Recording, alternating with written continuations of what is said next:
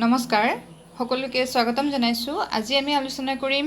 BEd পাঠ্যক্ৰমৰ প্ৰথম বৰ্ষৰ থাৰ্ড পেপাৰ অৰ্থাৎ টিচিং এপ্ৰোচেছ এণ্ড ষ্ট্ৰেটেজিজ এই পেপাৰখনৰ ফাৰ্ষ্ট ইউনিটৰ ফাৰ্ষ্ট সাব ইউনিট অৰ্থাৎ meaning of teaching learning approach শিক্ষণ প্ৰক্ৰিয়া বিষয়ে আলোচনা কৰিব লৈছো কিন্তু শিক্ষণ প্ৰক্ৰিয়াৰ বিষয়ে আলোচনা কৰাৰ আগতে আমি ভালদৰে জানিব লাগিব what is teaching as well as what is learning অৰ্থাৎ শিক্ষণ বুলিলে আমি কি বুজো আৰু লগতে শিকণ বুলিলে আমি কি বুজো আৰু আজি আমাৰ এই ক্লাছত আমি আজি আলোচনা কৰিম meaning of teaching definition of teaching and characteristics of teaching অৰ্থাৎ শিক্ষণৰ অৰ্থ সংজ্ঞা আৰু কিছুমান বৈশিষ্ট্য মিনিং অফ টিচিং বুলি ক'লে আমি কেইটামান কথা মনত ৰাখিব লাগিব বিশেষভাৱে মনোযোগ দিব লাগিব সেইকেইটা হৈছে teaching is a systematic process teaching হৈছে এটা প্ৰণালীবদ্ধ এক প্ৰণালীবদ্ধ প্ৰক্ৰিয়া বুলি কিয় কৈছে যে আমি যদি কিবা এটা শিকাবলৈ গৈ আছোঁ এজন শিক্ষকে সদায় চিষ্টেমেটিকেলি পাঠদান কৰিব লাগে যদি তেওঁ এজন শিক্ষকে ষ্টুডেণ্টক টেন্স শিকাবলৈ গৈ আছে কিন্তু ষ্টুডেণ্টক তেওঁ ছাবজেক্ট ভাৰ্ব অবজেক্টৰ বিষয়ে একো ধাৰণা দিয়া নাই ভাৰ্বৰ তিনিটা ফৰ্মৰ বিষয়ে একো ধাৰণা দিয়া নাই তেওঁ যদি ডাইৰেক্ট যায় টেন্স শিকাবলৈ তেতিয়া ডেফিনেটলি ষ্টুডেণ্ট টিচাৰ দুজনৰে সমস্যা হ'ব চ' চিষ্টেমেটিকেলি ষ্টেপ বাই ষ্টেপ আচলতে শিক্ষকজনে আগবাঢ়িব লাগে প্ৰথমতে ষ্টুডেণ্টক ছাবজেক্ট কি শিকাব লাগে অবজেক্ট কি শিকাব লাগে তাৰপিছত তেওঁ ভাৰ্বৰ বিষয়ে ধাৰণা দিব লাগে ভাৰ্বৰ তিনিটা ফৰ্মৰ বিষয়ে ধাৰণা দিব লাগে তাৰপিছতহে একচুৱেলি তেওঁ টেন্সলৈ প্ৰচিড কৰিব পাৰে আগবাঢ়িব পাৰে চ' টিচিং সদায় এক চিষ্টেমেটিক প্ৰচেছ হয় আৰু লগতে it's a process of instruction সদায় ইনষ্ট্ৰাকশ্যন ইয়াত সন্নিৱিষ্ট হৈ থাকে টিচিং বুলি ক'লে সদায় ইনষ্ট্ৰাকশ্যন থাকিব লাগিব শিক্ষকজনে সদায় ষ্টুডেণ্টক লাৰ্ণাৰক সদায় ইনষ্ট্ৰাকশ্যন দিয়ে কিছুমান নিৰ্দেশনা দিয়ে আৰু ষ্টুডেণ্টে সেই নিৰ্দেশনাসমূহ মনোযোগেৰে শুনি বা মনোযোগেৰে সেই নিৰ্দেশনাসমূহ পালন কৰি তেওঁলোকে এক নিৰ্দিষ্ট লক্ষ্যত উপনীত হ'বৰ বাবে চেষ্টা কৰে বহুত teacher and student teacher and learner দুই পক্ষৰে কিছুমান লক্ষ্য থাকে আৰু সেই লক্ষ্যৰ উপনীত হ'বৰ কাৰণে আচলতে শিক্ষণ প্ৰক্ৰিয়াত দুই পক্ষ টিচাৰ আৰু লাৰ্ণাৰ দুই পক্ষ ইনভলভ হয় লগতে আমি আৰু এটা কথা মনত ৰাখিব লাগিব যে ইটছ এ ট্ৰাইপলাৰ প্ৰচেছ ডিভিৰ এটা ফেমাছ ডেফিনেশ্যন অফ এডুকেশ্যন যে এডুকেশ্যন ইজ এ ট্ৰাইপলাৰ প্ৰচেছ শিক্ষা হৈছে এক ত্ৰিপাক্ষিক প্ৰক্ৰিয়া ডিভিয়ে ইয়াত ষ্টুডেণ্ট টিচাৰৰ উপৰিও গুৰুত্ব দিছিলে এনভাইৰনমেণ্টৰ ওপৰত ষ্টুডেণ্ট এণ্ড টিচাৰৰ উপৰিও এনভাইৰনমেণ্টৰ ওপৰত ডিভিয়ে যথেষ্ট গুৰুত্ব দিছিলে যে শিক্ষণ প্ৰক্ৰিয়া ফলপ্ৰসূ হ'বৰ কাৰণে এটা চুইটেবল এটা বেটাৰ এনভাইৰনমেণ্ট যথেষ্ট গুৰুত্বপূৰ্ণ বেটাৰ এনভাইৰনমেণ্ট লাগিব চ' যদি ফৰ এক্সাম্পল যদি এজন ষ্টুডেণ্টে এটা কেমেষ্ট্ৰিৰ এক্সপেৰিমেণ্ট কৰিবলৈ বিচাৰিছে তেওঁক লাগিব এটা লেবৰেটৰী ছেটআপ শিক্ষণ প্ৰক্ৰিয়া কেতিয়াও এটা হুলস্থুলীয়া পৰিৱেশত ফলপ্ৰসূ হৈ নুঠে বা কিছুমান সমস্যাৰ দেখা দিব পাৰে চ' সদায় এটা চুইটেবল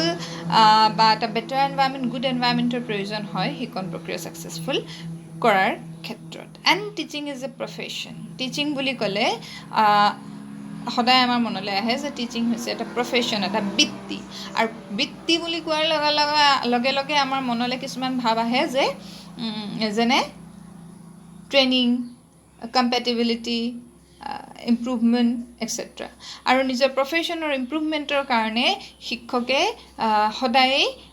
অহৰহভাৱে চেষ্টা চলাই থাকে এই বৃত্তিত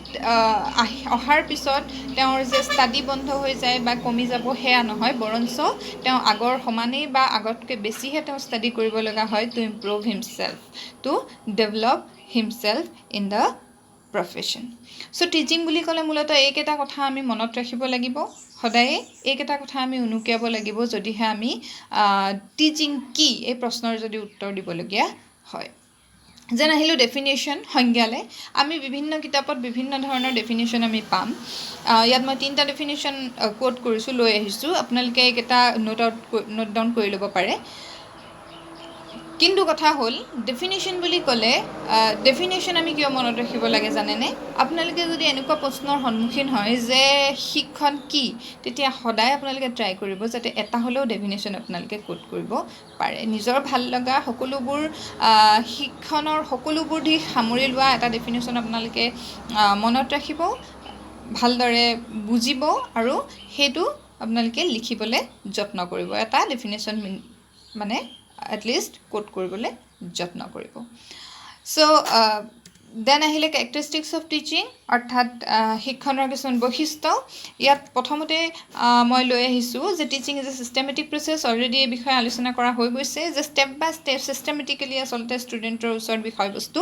ৰাখিব লাগে যাতে তেওঁলোকে ভালদৰে শিকিবলৈ সক্ষম হয় আৰু টিচিঙৰ যি লক্ষ্য, কিবা এটা শিকোৱাৰ যি উদ্দেশ্য, সেই উদ্দেশ্যত যাতে সফলতা লাভ কৰিব পৰা যায়।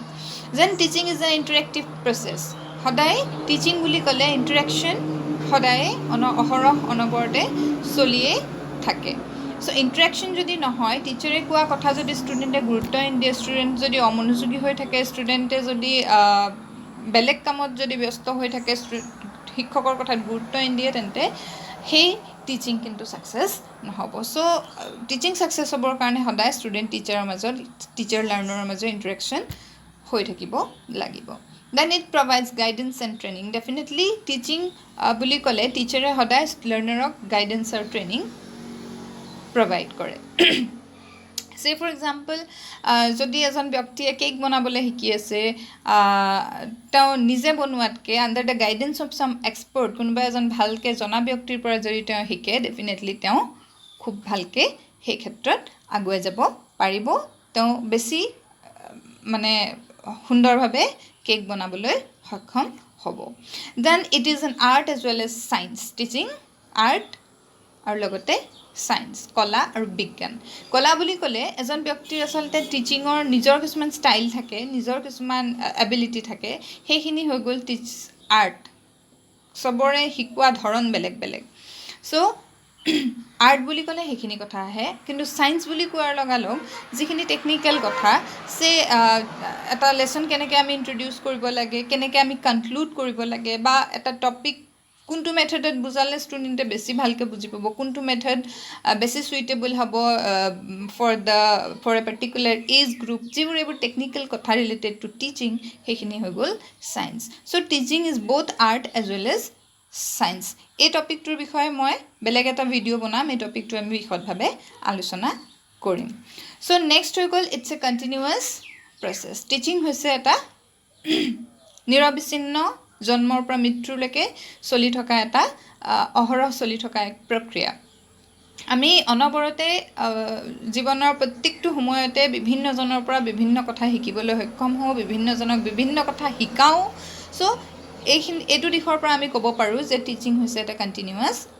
Process. Then teaching needs confidence of the teacher. Definitely confidence level of the teacher is very much important, because যদি কনফিডেন্স লেভেলেই নাথাকিব, তেন ষ্টুডেণ্টৰ ওচৰত গৈ কথা ক'বলৈ হয়তো শিক্ষকজনৰ অসুবিধা হ'ব। চ' এই কনফিডেন্স লেভেল কেতিয়া ডেভেলপ হ'ব? যেতিয়া টিচাৰৰ বিষয়বস্তুৰ প্ৰতি তেওঁলোকৰ জ্ঞান থাকিব, বিষয়বস্তুৰ সমস্ত জ্ঞান থকাৰ উপৰিও যেতিয়া তেওঁ টিচিঙৰ লগত ৰিলেটেড আটাইবোৰ কথা যেতিয়া তেওঁ জানিব, কেনেদৰে পঢ়ালে ষ্টুডেণ্টে বুজি পাব, সেইবিলাক টেকনিকেল কথাখিনিও যেতিয়া জানিব, তেতিয়াহে শিক্ষকজনৰ আচলতে কনফিডেন্স লেভেল গ্ৰ' হ'ব, যিটোৰ কাৰণে বৰ্তমান সময়ত টিচাৰ ট্ৰেইনিঙৰ ওপৰত যথেষ্ট গুৰুত্ব দিয়া হৈছে। Then it's a process of encouraging student. Definitely ষ্টুডেণ্টক যথেষ্ট এনকাৰেজ কৰাৰ সমূহ দায়িত্ব আচলতে শিক্ষকজনৰ ওপৰত থাকে। যদি ষ্টুডেণ্ট এজনে পাৰে কিবা এটা কৰিবলৈ, যদি তেওঁ ছাকচেছ হয়, নিজৰ গ'লত এচিভ কৰিবলৈ ছাকচেছ হয়, তেন্তে শিক্ষকজনৰ তেওঁক ফিডবেক দিব, ভাল ভাল ফিডবেক দিব, আৰু সেই ফিডবেক পাই ষ্টুডেণ্টজন এনকাৰেজ হ'ব, আৰু সেই কাম তেওঁ ৰিপিট কৰিবৰ কাৰণে তেওঁ বেছি আগ্ৰহী হ'ব, আকৌ সেই কাম কৰিবলৈ, আকৌ সেই মেথছটো আকৌ কৰিবলৈ, বা তেনেকুৱা ধৰণৰ এছে তেওঁ আকৌ লিখিবলৈ ষ্টুডেণ্টজনে যত্ন কৰিব। কিন্তু কেতিয়াবা ইন চাম কেচেছ দেখা যায় যে কিছুমান ষ্টুডেণ্টে নোৱাৰে বা থাকি যায়, পিছ পৰি যায়। সেইখিনি ষ্টুডেণ্টকো আচলতে নেগেটিভ ৰিমাৰ্কছ নিদি, নেগেটিভ ফিডবেক নিদি আচলতে শিক্ষকজনে সদায় তেওঁলোকক আগুৱাই নিবলৈ বিভিন্ন ধৰণে চেষ্টা কৰিব লাগে চ' শিক্ষকে সদায় থ্ৰু টিচিং শিক্ষণৰ জৰিয়তে ষ্টুডেণ্টক সদায় এনকাৰেজ কৰে to learn to achieve the particular goal then it is formal as well as informal definitely teaching অকল formal setupতে teaching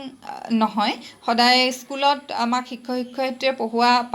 পাঠদান কৰাকে আমি টিচিং বুলি ক'লে ভুল হ'ব ইনফৰ্মেলিও আমি বিভিন্নজনৰ পৰা বিভিন্ন কথা শিকিবলৈ আমি সক্ষম হওঁ অনুজ হওক অগ্ৰজ হওক আমি ডাঙৰ সৰু সকলোৰে পৰা বিভিন্ন ধৰণৰ কথা আমি শিকিবলৈ সক্ষম হওঁ বিভিন্নজনক বহুত কথা শিকাওঁ so' it is both formal as well as informal then teaching needs communication আৰু টিচিং হ'বৰ কাৰণে কমিউনিকেশ্যন হ'ব লাগিব যিটোৰ কাৰণে আমি অট'ক্ৰেটিক ষ্টাইল অফ টিচিং বা ষ্টুডেণ্ট যদি একেবাৰে পেচিভ হৈ বহি থাকে সেই টিচিঙক ভাল গুড টিচিং আখ্যা দিয়া নহয় কাৰণ ষ্টুডেণ্ট সদায় এক্টিভ হৈ থাকিব লাগিব as well as the teacher শিক্ষকেই এক্টিভ হৈ থাকিলেও নহ'ব ষ্টুডেণ্টো এক্টিভ হৈ থাকিব লাগিব টিচিং লাৰ্ণিং প্ৰচেছত তেওঁলোকৰ মাজত কমিউনিকেট হ'ব লাগিব কমিউনিকেশ্যনৰ কাৰণে শিক্ষকজনে বিভিন্ন টেকনিক ইউজ কৰিব পাৰে কুৱেশ্যনিং ইউজ কৰিব পাৰে তেওঁ ডিছকাশ্যন ইউজ কৰিব পাৰে চ' সেই টেকনিকবিলাক ইউজ কৰি সদায় ষ্টুডেণ্ট টিচাৰৰ মাজত কমিউনিকেশ্যন চলি থাকিব লাগে চ' কেৰেক্টাৰিষ্টিক্স বুলি ক'লে এইকেইটা পইণ্ট মই লৈ আহিছোঁ আপোনালোকে হয়তো বেলেগ বেলেগ কিতাপত আৰু পইণ্ট পাব আপোনালোকে চাব সেইখিনি আজিলৈ ইমানতে সামৰিছোঁ নেক্সট ক্লাছত আমি আলোচনা কৰিম এবাউট লাৰ্ণিং শিকন কি আমি ভালদৰে বিশদভাৱে আলোচনা কৰিম ধন্যবাদ